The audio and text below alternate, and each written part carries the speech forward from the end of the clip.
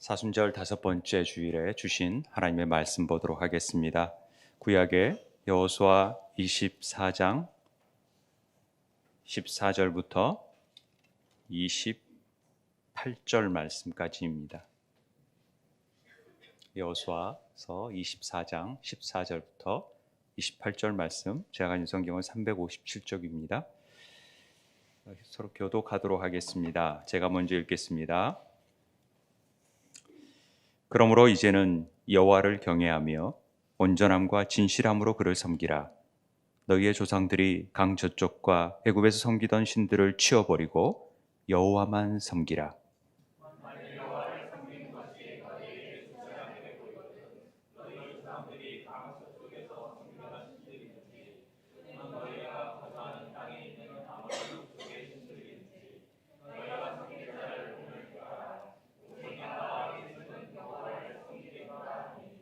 백성이 대답하여 이르되 우리가 결단코 여호와를 버리고 다른 신들을 섬기기를 하지 아니하오리니.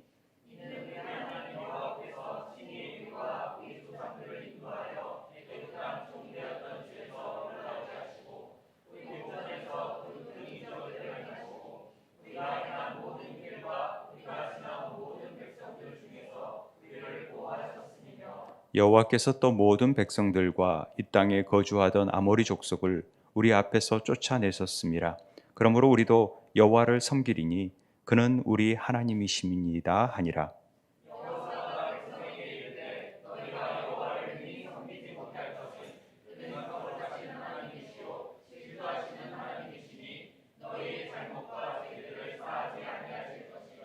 만일 너희가 여호와를 버리고 이방 신들을 섬기면 너희에게 복을 내리신 후에라도 돌이켜 너희에게 재앙을 내리시고 너희를 멸하시리라 하니.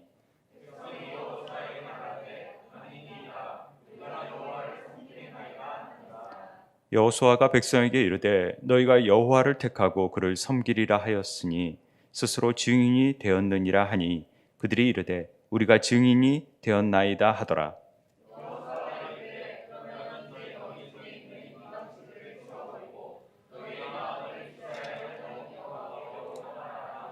백성이 여호수아에게 말하되 우리 하나님 여호와를 우리가 섬기고 그의 목소리를 우리가 청종하리이다 하는지라.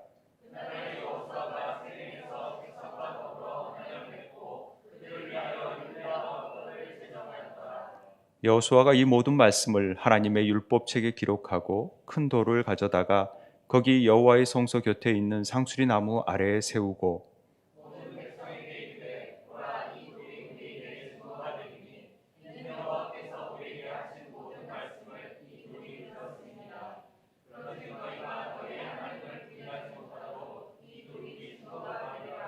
함께 읽겠습니다. 백성을 보내어 각기 기업으로 돌아가게 하였더라.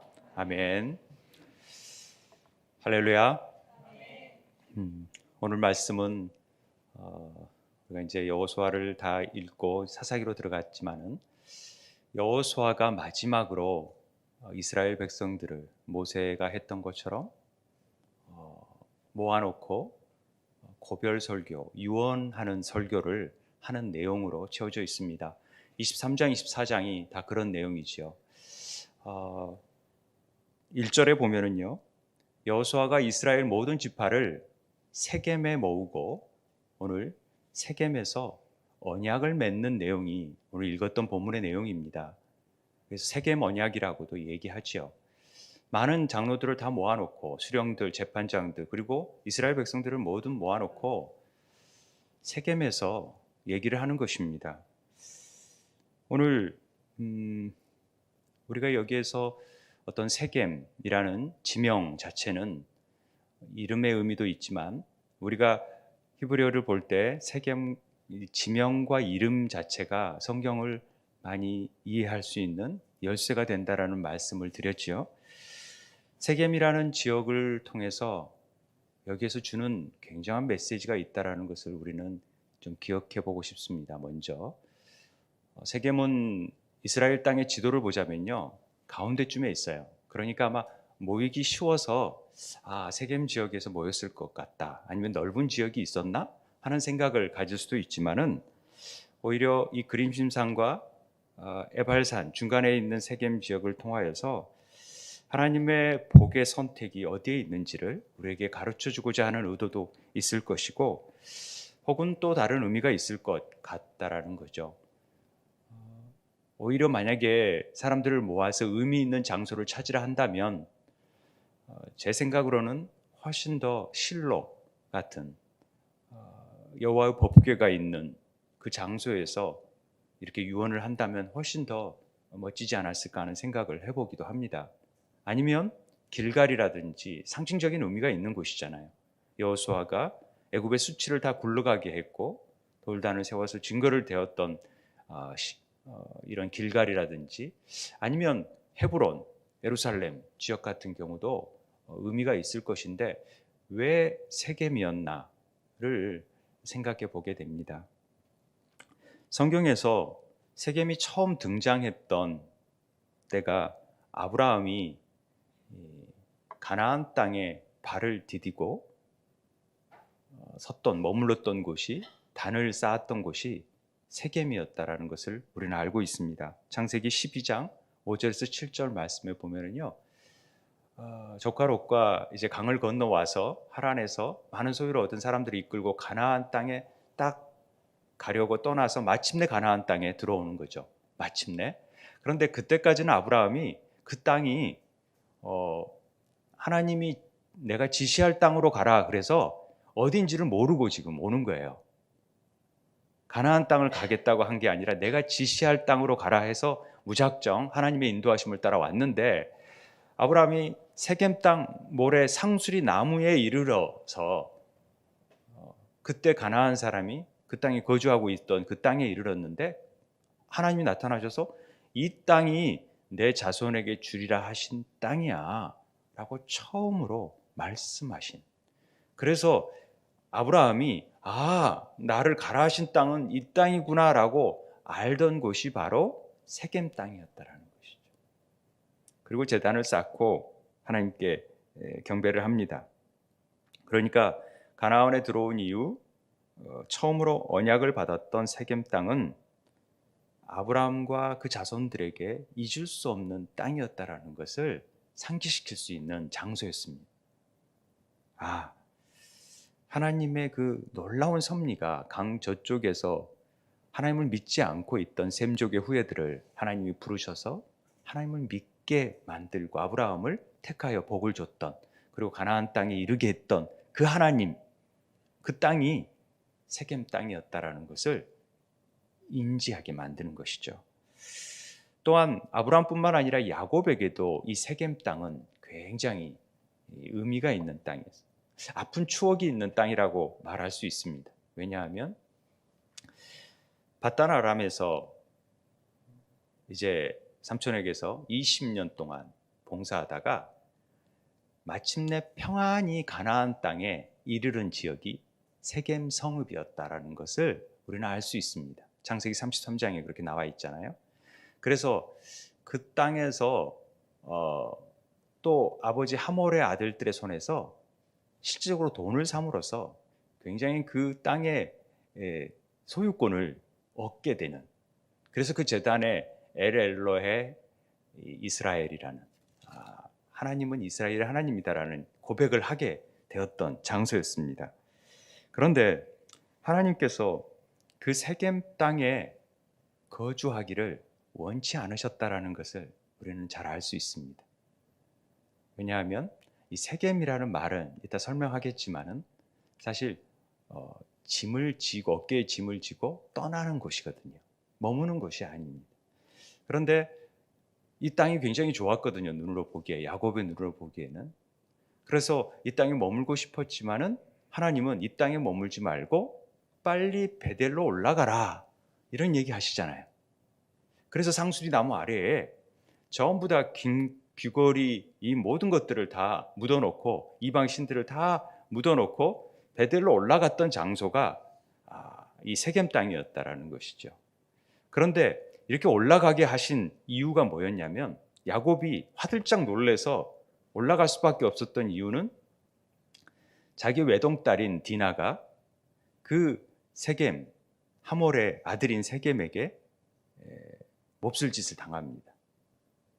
그럼으로써 이 친오빠인 두 르우벤과 레위가 화가 나가지고 가서 야 할례해. 그런 다음에 그들이 아파하는 동안에 다 피로 죽여버립니다. 이 사건이 일어났던 장소가 세겜 지역이었습니다.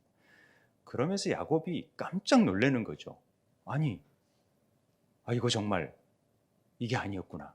그리고 자신이 예전에 하나님께 맺었던 서약 베델에서 하나님을 만나기로 하고 하나님의 제단을 쌓기로 했던 약속을 떠올리고 베델로 올라가기 시작했던 장소였습니다. 그러니까 어떤 면에서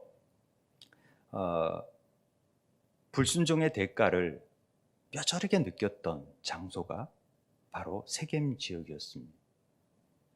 여호수아는 이 세겜에서 하나님께서 주신 복된 땅, 지시한 땅의 의미를 아브라함을 통해서 가르쳐 주신 뿐만 아니라 야곱을 통해서도 우리에게 불순종이 얼마나 처절한 대가를 가져다 주는지를 각인시켜줬던 굉장히 중요한 장소가 세겜이었다라는 것을 우리는 알 수 있었던 것이죠. 그러니까 우리는 몰라도 유대인들은 이스라엘 백성들은 다 들었기 때문에 이미 그걸 알고 있었던 것이었습니다. 그리고 이 장소는 요셉과도 굉장히 밀접한 관련이 있던 장소입니다. 야곱이 창세기 48장 21절 22절에 보면은 유언을 합니다. 요셉에게 이르되 난 죽는다. 그런데 하나님이 너희를 반드시 인도하여서 가나안 땅으로 가게 하실 것이다. 그럴 때 요셉 너에게는 세겜 땅을 더 줄 것이다. 그건 내가 산 거야. 그러니 널 줄 거야. 이런 얘기를 하시죠. 세겜 땅의 의미는 알겠죠. 그런데 이 요셉이 창세기 50장에 24절에서 26절에 보면은 마지막 죽으면서 창세기 50장으로 끝나잖아요. 마지막 부분이거든요. 창세기에. 어떤 얘기를 하냐면 요셉이 형제들에게 나는 죽는데 하나님이 당신들을 다 보호하실 것이다. 얘기해요. 그리고 이 땅에서 인도해서 아브라함과 이삭과 야곱에게 맹세하신 땅에 반드시 이르게 할 것이다. 제가 반드시란 말을 썼던 것은 언약은 반드시 성취된다라는 것을 여호수아를 통해서 지금 얘기하고 싶은 거거든요. 그래서 요셉의 이 세겜의 의미를 끄집어낸 거죠. 그러니까 반드시 너희들을 돌보시는데 야곱이 내게 준 아버지가 내게 준 그 땅에 나를 해골을 가서 하관시켜 매장해 달라 이런 얘기를 남기고 창세기가 끝이 납니다. 그래서 입관만 했지 하관을 안 했어요. 그 하관이 어디에서 나타나냐면 여호수아 오늘 24장 마지막 부분에 나타나는 거죠. 여호수아 24장에 보면은요 32절에 이스라엘 자손이 애굽에서 가져온 요셉의 뼈를 세겜에 장사하였으니 이곳은 야곱이 100섹타를 주고 세겜의 아버지 하몰의 자손에게서 산 밭이라. 그것이 요셉 자손의 기업이 되었더라. 이 얘기를 반드시 넣는 것입니다. 그런 측면에서 여호수아가 죽고 나서 요셉의 뼈 얘기를 잊은 듯한데 이게 나오고 또 어디에 장사하였다라는 것을 분명히 밝힘으로 인해서 이 사건이 아브라함과 야곱과 이삭도 물론 마찬가지지만 요셉에까지 이어지는 많은 조상들이 하나님의 신실한 언약 안에서 반드시 이룰 수밖에 없는 일들을 이루어가고 있다는 것을 분명하게 우리에게 보여주는 말입니다. 요셉이 죽음은 애굽이라는 세상에서 우리는 죽지만은 제가 엊그제 장례를 치르고 왔습니다만 죽지만은 우리는 반드시 하나님이 예비한 곳 안에서 삶을 편안한 안식을 누린다라는 것을 암묵적으로 보여주는 메시지인 것도 사실입니다. 그러나 그보다도 하나님의 말씀은 이처럼 신실하게 야곱이 가나안 정복을 할 거라고 생각을 못했지만은 가나안 땅을 주실 거라는 확실한 믿음이 있어서 알았듯이 그렇게 하나님의 말씀은 그 언약은 반드시 이루어질 수밖에 없다라는 것을 여호수아가 지금 세겜이라는 장소에서 그들을 모아놓고 힘주어서 표현하고 있다는 것입니다. 세겜 지역이 그렇게 산 교육장으로서 세겜 지역을 택하였다라는 것을 우리는 살펴볼 수 있습니다. 그러면 우리가 히브리어를 좀 배웠으니까 이 세겜의 히브리 언어 뜻을 좀 살펴볼 필요가 있어요. 히브리 뜻이 뭐냐면 어깨, 산마루, 그러니까 축복과 저주가 어깨에 메었다라는 에발산 그림신산의 의미도 있지만은 또 다른 의미가 어깨에 맸다라는 것은 짐을 아까 지고 떠나다라는 뜻이 있다 그랬죠. 그것처럼 이걸 구속사적으로 세겜이라는 단어를 해석을 해보면요, 단어를 제가 설명할 수는 없으니까 지금 이게 예수 그리스도께서 우리의 수고하고 무거운 짐을 지시고 십자가를 지시고 그것을 십자가에서 다 이루어 버리시는 사건으로 해석할 수 있는 것입니다. 그러니까 세겜 지역에서 지금 이스라엘 백성들에게 얘기하는 것은 너희들이 지금 이런 모든 하나님의 언약이 이루어지는 일들은 결과적으로 언약이 메리트가 예수 그리스도를 예표하는 일이기 때문에 그 언약의 핵심인 예수 그리스도의 이 일들을 내가 말하겠다라는 의미로 해석해 볼 수 있다라는 것이죠. 이해가 되십니까? 그래서 세겜은 그 이름 뜻대로 이 땅에 오셔서 전 인류를 대신해 무거운 십자가를 어깨에 메신 주님의 이미지를 우리에게 보여주는 단어다라는 것을 우리는 헤아려 볼 수 있습니다. 그냥 세겜 지역이다 이렇게 넘어갈 수 있지만 또 이런 의미들을 찾아보면 훨씬 더 깊게 구속사적인 사명을 알 수 있습니다. 예수님께서 십자가를 지시고 골고다에 오르실 때 그 무거운 십자가의 무게에 짓누르셔서 여러 번 쓰러지셨죠. 그리고 십자가에서 못 박히시고 그렇게 함으로써 우리의 인생의 모든 짐을 해결해 주신 분이 예수 그리스도시기 때문에 우리는 세겜 언약의 의미를 다시 한번 우리가 강조할 수 있는 것입니다. 그러니까 이 언약은 그리스도를 통하여서 성취될 수 있다는 것이 이 세겜 땅에서 주는 메시지인 것입니다.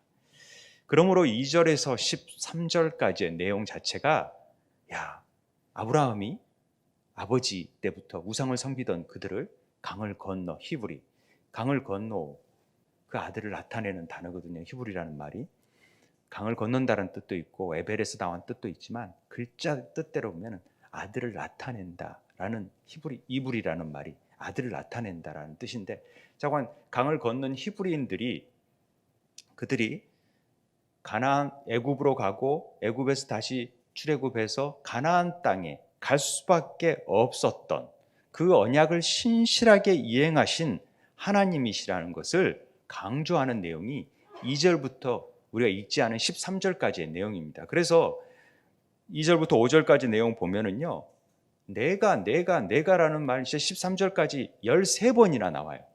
내가 했다, 내가 데려왔고, 내가 아브라함 강 쪽에서 이끌어냈고, 내가 내려가게 했고, 내가 끌어냈고 올라왔고, 내가 했다라는 말을 13번이나 하고 있습니다. 오늘 읽지 않았던 본문 안에. 그래서 가나안 땅에 심지도 아니한 포도원과 감람 열매를 먹게 한 결과는 바로 나다, 하나님이다, 이런 얘기를 강조해서 하고 있는 것입니다. 세겜 언약에서. 그리고 결론적으로 오늘 14절의 말씀을 하고 싶은 거죠. 오늘 제목으로 제가 꼽았지만은 다 같이 한번 읽도록 하겠습니다. 시작. 그러므로 이제는 여호와를 경외하며 온전함과 진실함으로 그를 섬기라. 너희의 조상들이 강 저쪽과 애굽에서 섬기던 신들을 치워버리고 여호와만 섬기라. 이렇게 말씀하고 있는 것입니다.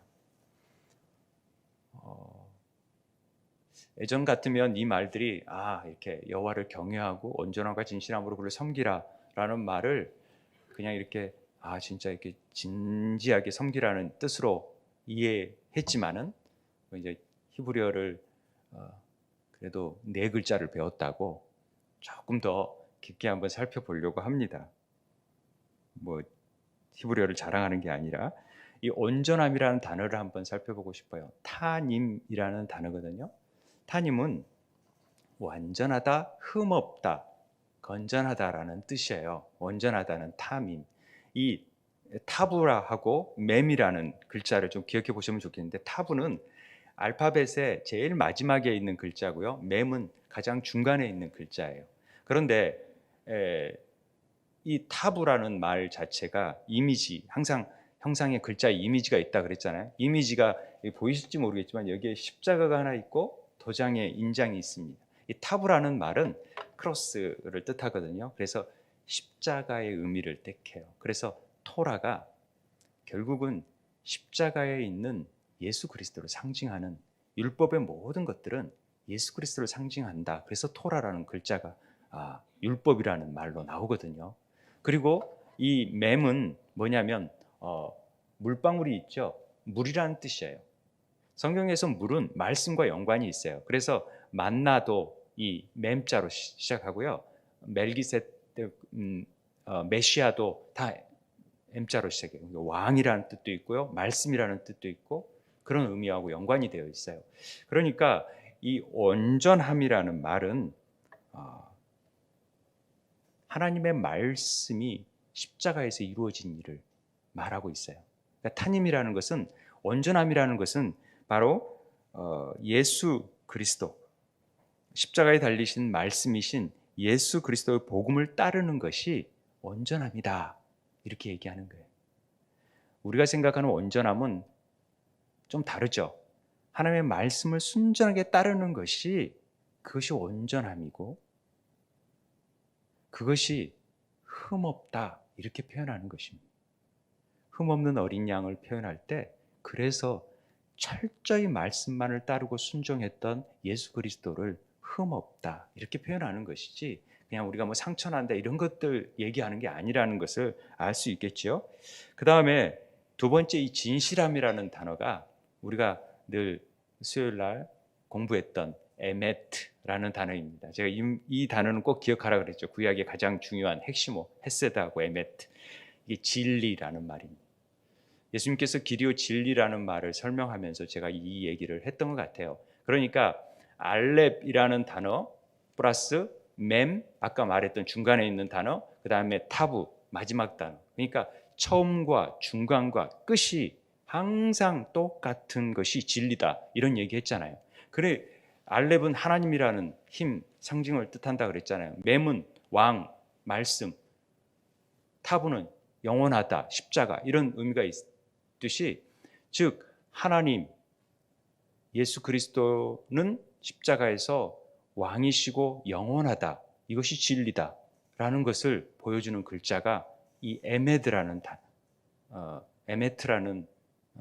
히브리 글자라는 표현을 했잖아요. 그러니까 그런다라는 거죠. 하나님은 처음과 중간과 마지막에 물 흐르듯이 변함없이 하나님은 왕이시다는 것이, 이것이 진리다라는 것을 표현하는 말입니다. 그러니까 이 온전함과 이 진실함으로 그를 섬기라는 말은, 결과적으로 하나님을 섬길 때 예수 그리스도의 십자가를 통하지 않고서는 절대 하나님을 섬길 수 없다라는 말로 되어지고, 예수 길과 진리 대신 예수 그리스도를 통하지 않고서는 하나님께 나아갈 수 없다라는 말로 표현할 수 있는 것입니다. 그러니까 여호수아가 그런 뜻으로 얘기했는지 어쩐지 모르겠지만은, 여호수아는 예수 그리스도와 이름이 똑같잖아요. 그가 온전함과 진실함으로 하나님을 섬기라, 이 얘기를 하는 것입니다. 이 말 안에는 예수 그리스도를 통해서만 하나님을 진정으로 섬길 수 있는 것이지, 너희들의 노력과 너희 힘으로 되어지는 게 아니다라는 것을 우리에게 말해주는 귀한 메시지가 되는 것입니다. 왜 이 말을 세겜에서 하는지 알 수 있겠죠. 그래서 제가 늘 강조하는 말이지만은, 구약을 우리가 해석하거나 또 지금 구약을 우리가 읽고 있지만은, 구약 안에서 어떤 사건, 어떤 일들을 대할 때 예수 그리스도를 발견하지 못하면 그것은 아무 의미가 없어요. 모든 구약의 메시지는 예수 그리스도에 초점이 맞춰져 있어요. 그래서 누가복음에 분명하게 모세와 모든 선지자의 글로 시작하여 모든 성경에 쓴 것이 예수님에 관해, 자기에 관해서 쓴 것을 자세하게 설명하시는 거예요, 복음서에서. 그래서 이거 다 나의 예표다. 성막, 성전, 또 다 무지개, 다 우리가 그래서 밭에 감추인 보화를 찾는 것이 예수 그리스도를 찾는 일이라고 설명을 드렸지만은 그렇다라는 거죠. 그래서 유언으로 지금 여호수아가 이 얘기를 하는 것입니다. 너희들 뭐 하라? 예수 그리스도를 통하여서 하나님을 섬기는 법을 배워라. 이 얘기를 오늘 우리들에게 하고 있는 것입니다. 근데 지금 여호수아가 이런 말을 합니다. 자, 이런 얘기를 했고 하나님을 섬겨야 되는데 너희들 여호와를 섬기는 것이 너희에게 좋지 않게 보이거든. 너희 조상들이 강저 쪽에서 섬기던 신들이든지 너희가 거주하는 땅에 있는 아모리 족속의 신들인지 너희 신필자를 오늘 택하라. 지금 오늘 우리에게 이 메시지를 듣는 우리에게 다시 한번 결단하게 하는 것입니다. 선택하라. 초이스하라고. 오직 나와 내 집은 여호와만을 섬기겠다. 이 얘기를 하는 것입니다. 그런데 여기서 보면은 만일 여호와를 섬기는 것이 너희에게 좋지 않게 보이거든 이라는 말은 여호수아의 마음 안에 너희들이 지금 보여지는 부분들이 마음속으로 보여지는 것들이 별로 하나님을 섬기려고 하는 마음의 자세가 안 돼 있는 것 같이 보인다라는 말이 깔려 있다라고 저는 여겨집니다. 온전하게 또 진실하게 섬겨야 되는데 너희들 안에는 그 온전함과 진실함이 없어 보인다라는 거죠. 그러면 실패할 수밖에 없다. 이런 의미가 깔려져 있습니다. 저는 이런 생각이 듭니다. 우리가 정말 온전하고 진실하게 예수를 섬겨야 되는 자들이잖아요. 그런데 늘 실패해요. 제가 많은 목회자들을 봅니다. 또 많은 장로님들, 임직자들을 봅니다. 처음에는 굉장히 순수하고 또 열정적으로 하나님을 섬기던 자들이 그렇게 나중에 가면 변질될까요? 변화될까요? 그것은 처음이요 마지막이 끝이진 것처럼 진리가 아니고 진실함으로가 아니고 온전함으로도 아니고 그냥 자기 믿음을 갖기 때문에 그래요. 그러니까 끝까지 하나님을 찾으려면은 끊임없이 십자가 앞에서 매일 죽노라는 고백과 함께 십자가를 붙드는 삶을 살아야 된다는 것이죠. 그렇지 않으면 저를 포함해서 다 변질되어 버릴 수밖에 없어요. 이게 너무 안타까운 거죠. 처음에는 그런 뜻으로 출발하지 않았는데도 삶 속에서 마지막에 보면은 자기 안에 탐심 안에서 우상을 섬기고 있고 그런 욕심 때문에 정말 하나님의 뜻을 쫓아가지 못하고 자기를 부인하는 삶을 살지 못하고 십자가를 가지 못하는 사람들을 보게 되지 않습니까? 너무 안타깝다라는 것이죠. 그래서 여호수아가 지금 택하라. 오늘 우리에게도 매일의 삶 속 가운데 선택하라는 얘기를 하고 있는 것입니다. 근데 이 택하라는 의미가 지금 벌써 1절부터 13절까지 어떤 하나님인지를 우리에게 보여주셨잖아요. 하나님의 말씀은 신실해서 변함이 없는데 너희들 어쩔 거야? 택해봐. 자, 여기서 예수 안 믿을 사람 손 들어보세요. 그러면 용감하게 손 드는 사람이 별로 없어요. 그런 마음이 있더라도 이런 분위기에서 지금 여호수아가 죽고 지금 유언하는 마당에서 야 여호와 택할래? 딴 거 택할래? 저 딴 거 택할래요? 말할 사람이 있겠어요? 이건 택하려고 말하려고 하는 의도라기보다는 뭔가 다짐하고 싶은 욕심이 더 강한 것이죠. 제가 오전에 예화를 들었는데 여기서도 그냥 예화를 듣게요. 아이들이 있어서. 아이들에게 그런 얘기 하잖아요, 우리가. 제 아버지가 나이가 들고 이제 유언하는 마음으로 네 삶을 보니까 좀 한심하다. 왜 이렇게 게임하고 헛된 시간 보내니? 조금만 더 의미 있는 시간으로 좀 보냈으면 좋겠다. 내가 간곡히 부탁한다. 내가 삶을 보니까 그렇게 게임하고 허랑방탕한 삶을 보낸 사람들 보니까 결코 그렇게 좋지 않더라. 보니까 다들 게임에 빠져가지고 정말 좋은 시간들, 누려야 될 것들을 잊어버리고 그렇게 살더라. 그러니 내가 정말 당부하건대 좀 그렇게 살지 않겠니? 그러면 거기에서 아빠 나는 죽어도 그냥 게임 할래요. 그렇게 말할 사람이 있겠어요? 이 말 자체는 굉장한 의미가 있는 거예요. 그런데 그때는 그렇게 말을 해도 속으로는 금방 잊어져가지고 또 게임 끝나고 나서 게임 해야지. 끝나고 나서 또 다른 거 해야지, 이런 마음을 갖게 된다라는 것이죠.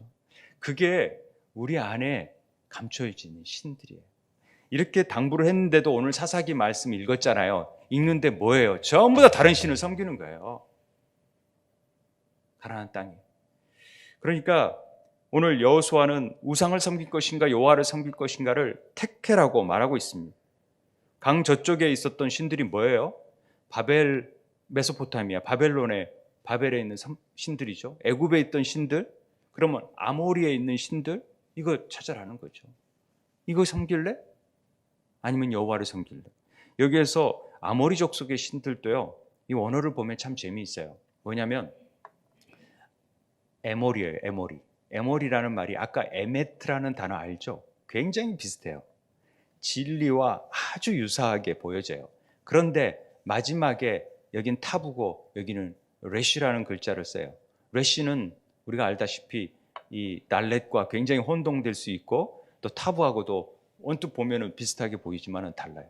진리는 처음부터 끝까지 완전한데 마침내 아마르에서 고개를 싹 숙여버려요. 그러니까 머리를 숙이는 레시가 돼버리면은 말하는 자가 돼요. 어떤 말을 하느냐?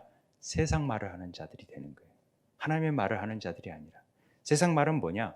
세상에 야, 예수 믿어서 별것 없더라. 그래도 돈이 있어야 돼. 힘이 있어야 돼. 네 인생 네가 살아. 하나님이고 뭐고. 이런 말을 하는 자들이 아모리 족속의 우상들이에요. 이런 말들이 우리 안에 얼마나 많은지 몰라요.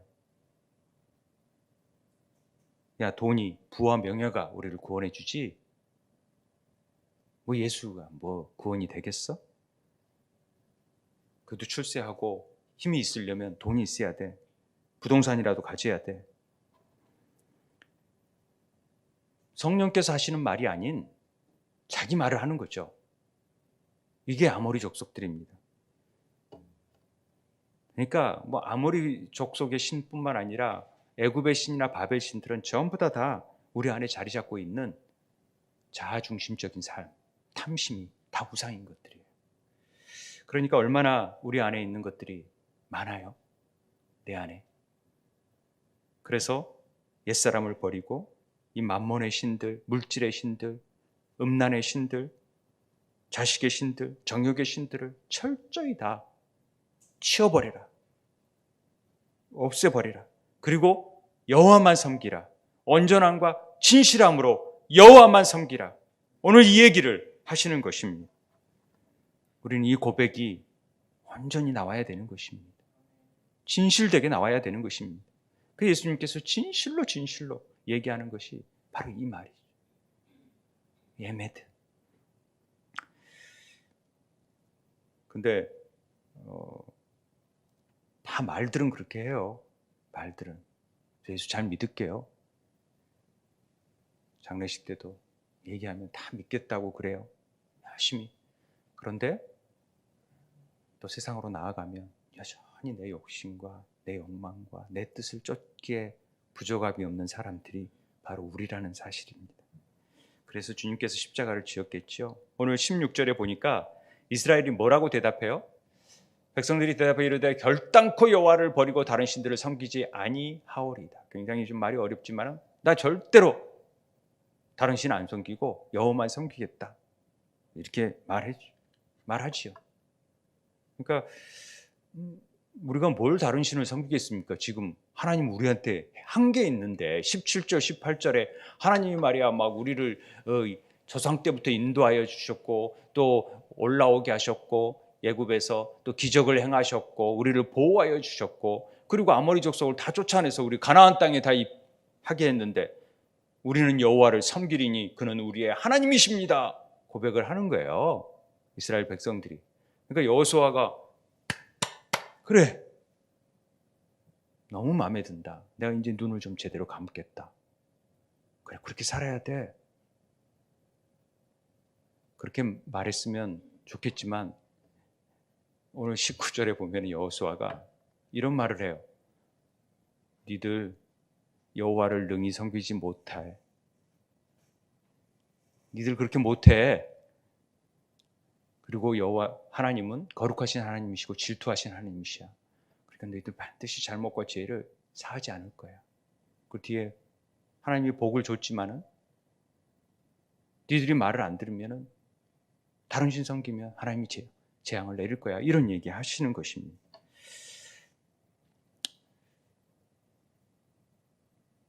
이구동성으로 자신 있게 저 하나님 섬기겠습니다 했지만 여호수아는 아는 거죠. 그 마음의 중심을. 이미 마음이 다른 곳에 가 있다라는 것을 아는 거예요.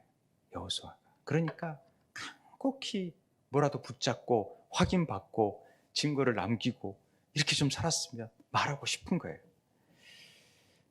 아무리 얘기해도요, 말씀 읽으라 해도요, 나 바쁘고 내 관심은 사업이고 주식이고 부동산이고 그런 거에 관심은 아주 뛰어나면서 그런 걸 관심 갖지 말라는 게 아니라 하나님보다도 그런 일에 더 열심히 일하면서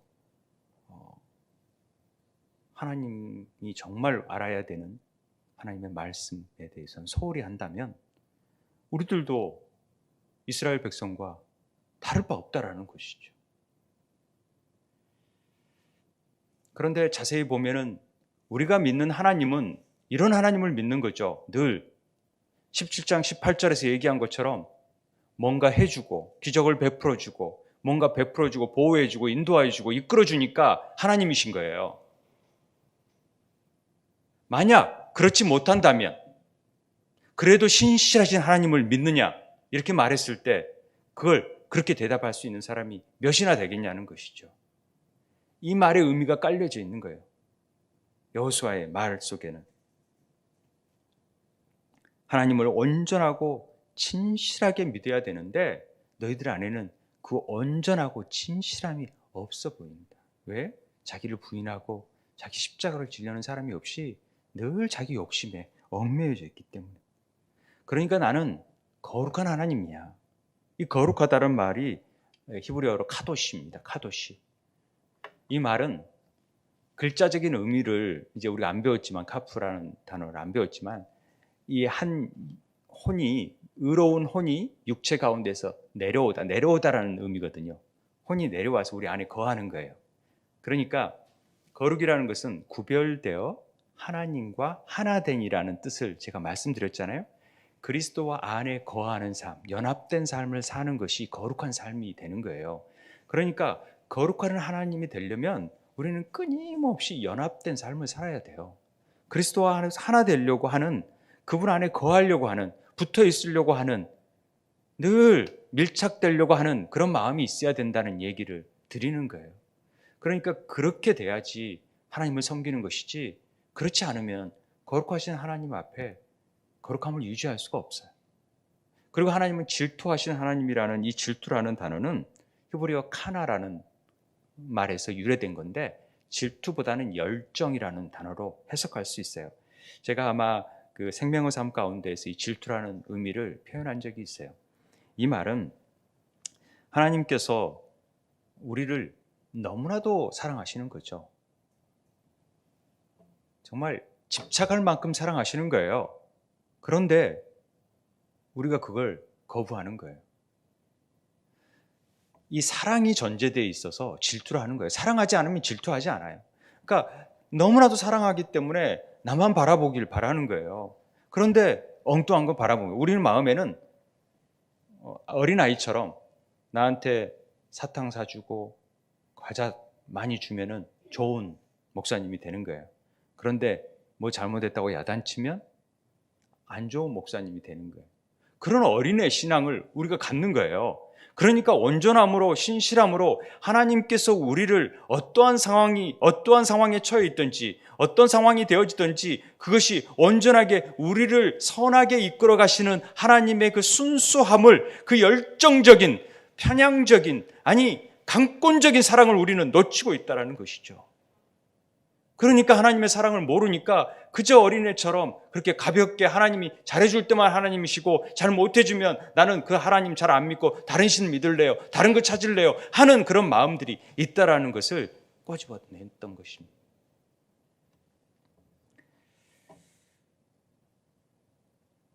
우리가 그 은혜에 보답하는 마음을 갖는 분들이 꽤 있어요. 내가 하나님 은혜에 보답하겠다. 여러분, 그 사랑을 어떻게 보답할 수 있어요? 그런데 그래도 이 종교적인 열심을 갖고 있는 사람들이 하나님 은혜에 보답하겠다고 정말로 열심히 헌신하는 사람들이 있어요. 그러다가 지쳐가지고 하나님 나 이렇게까지 했는데 하나님 뭘 나를 안 알아주고, 이런 자체가 이건 하나님을 모르는 거죠. 그러니까 우리 쉽게 말해서 아버지 저 열심히 키워주셔서 제가 커서 보니까 아버지 은혜를 좀 알겠어요. 열심히 제가 지금부터는 딴짓 안 하고 아르바이트라도 해서 아버지 경제에 도움이 되겠습니다 하고 열심히 일하면 그 아버지가 좋아할까요? 아니라는 거죠. 그냥 아버지의 아버지 되심에 대한 사랑과 감사를 느끼고 자기 삶의 성실함을 다하는 일을 하는 것이 더 아버지를 기쁘게 하는 일이 되어질 수 있다라는 것입니다. 그러니까 우리가 여호수아가 지금 하나님만 사랑하고 온전함과 진실함을 섬기라는 것은 그분의 그 사랑 안에 꽉 매여서 그냥 하나님 아버지의 사랑이 주체할 길 없다라는 것을 깨닫고 늘 그 은혜에 감사하면서 기뻐하면서 어떤 상황에 좌우되지 않고 좌로나 우로나 치우치지 않고 그냥 주님 이 상황 자체도 하나님께서 저를 단련시키고 훈련시키고 만들어가는 과정임을 저는 믿습니다. 그래서 가장 선한 길로 인도하신 것을 그 신실한 언약의 하나님인 것을 믿기에, 그리고 그것이 복이라는 것을 제가 믿기에 저는 나아갑니다. 주님만 바라봅니다. 이런 고백을 원하는 것이죠. 우리는 똑같이 기도하고 똑같이 사역하고 똑같이 봉사할 수 있어요. 그런데 어떤 사람들을 보면은 그 봉사가 물론 굉장히 귀하죠. 그런데 그 봉사를 하다가 뭔가 난 이렇게 하는데 왜 다른 사람은 안 하지? 또 이 봉사를 통해서 이 사역을 통해서 나도 뭔가를 공동체의 일원이니까 이거 안 하면 괜히 다른 사람 눈치 보이는 것 같고 또 마지못해 한다. 이런 것보다는 그냥 하나님의 은혜가 너무 고마우니까 이렇게 살아가는 것 자체가 너무 감사하니까 뭐라도 좀 하고 싶고 뭐라도 좀 나누고 싶고 이런 마음으로 행하는 것들이 정말 하나님을 사랑하는 마음 아닐까 하는 생각을 해보는 것입니다. 정말로 그분의 은혜가 구원받음이 정말로 감격스럽고 사랑스럽다면 주 예수보다 귀한 것이 무엇이 있겠습니까? 하박국의 말씀처럼 밭에 소출이 없고 외양간에 소가 없고 뭐가 없을지라도 날 구원하신 하나님의 사랑이 있는데 왜 기뻐하지 않을 수가 있겠습니까? 라고 우리가 찬양할 수 있어야 된다는 것입니다. 말로만이 아니라 진정한 이 사랑을 알아야 된다는 것이죠. 하나님의 질투를 생각해 보세요. 여러분을 왜 질투를 해요? 하나님이 왜 저 같은 자를 하나님이 질투하겠어요? 나같이 별 볼 일 없는 자를. 저는 이걸 너무나도 이걸 감당할 수가 없는 거예요. 하나님이 저를 사랑하셔서 자기 아들을 내어주고 나를 사랑하시다니 이게 말이 되는 얘기입니까? 그 사랑을 받고 있는 제가 뭐가 부족하겠습니까? 때론 제가 속임을 당하고 핍박을 당하고 또 억울함을 당하고 또 어떤 일들을 당하고 사업이 망하고 그런다 한들 그게 뭐냐고요. 제가 장례를 치르면서 그런 생각이 들었어요. 참 우리 삶 불평한 것 같다 삶이. 그렇게 설교했어요. 불평하지 않아요? 어떤 사람은 흙수저, 어떤 사람은 정말 재벌집에서 태어나서 평생 먹고 살 돈이 있고 그런 거 걱정 하나도 안 하고, 누구는 찢어지게 가난한 집에서 태어나고 또 뭐 아프고 또 어떤 사업도 안 되고 왜 이렇게 불평한지 하나님 열심히 믿는데 그래요. 불평해요. 불공평해요. 그런데 나 같은 자가 구원받은 건 더 불공평한 일 아닙니까? 어떻게 우리 같은 자들이 하나님의 은혜의 자녀가 되어 이처럼 불공평한 일이 어디 있어요? 그런데 하나님은 공평하신 하나님이세요. 우리 모든 것들을 다 사랑하시겠다고 말씀하신 분이세요. 예수만 믿으면. 오늘 여호수아의 결론입니다. 너희 딴 거 할 거 없다. 그냥 사랑하는 법만 배워라. 그래서 14절에 이제는 여호와를 경외하며 온전함과 진실함으로 그를 섬기라. 여호와만 섬기라. 여호와만 섬기라. 나만 집중해라. 0.001%도 나는 너희들이 눈을 딴 데 돌리는 걸 원치 않는다. 왜? 내가 복의 근원이고 내가 다 줄 수 있기 때문에 나만 바라봐라. 이게 질투의 하나님이라는 거죠. 이게 거룩의 하나님이라는 것이죠. 신앙생활 하면 할수록요, 하나님의 사랑을 이해할 수가 없어요. 어떻게 하나님의 사랑을 알 수가 있어요? 도대체 왜 내가 뭐 가운데 하나님이 나를 사랑하셔서 독생자를 보내시고 왜 나를 찾아오시고 나를 이렇게 복음 전하는 자로 만들고 내가 어떻게 이걸 감당해요? 도저히 이해가 안 돼요. 말씀을 봐도. 왜 그런지. 그냥 감사하고 그래서 기뻐하고 하나님, 그냥 하나님 좋아요. 그런 하나님 감사해요. 그런 하나님 좋아요. 우리 좀 손해보는 인생 살더라도 좀 억울하고 정말 분에 넘치는 일들 당하더라도 그러면 어때요 좀? 우리 100개 먹으면 어때요? 왜요? 하나님 믿잖아요. 우리가 구원 받았잖아요. 그 은혜에 살잖아요.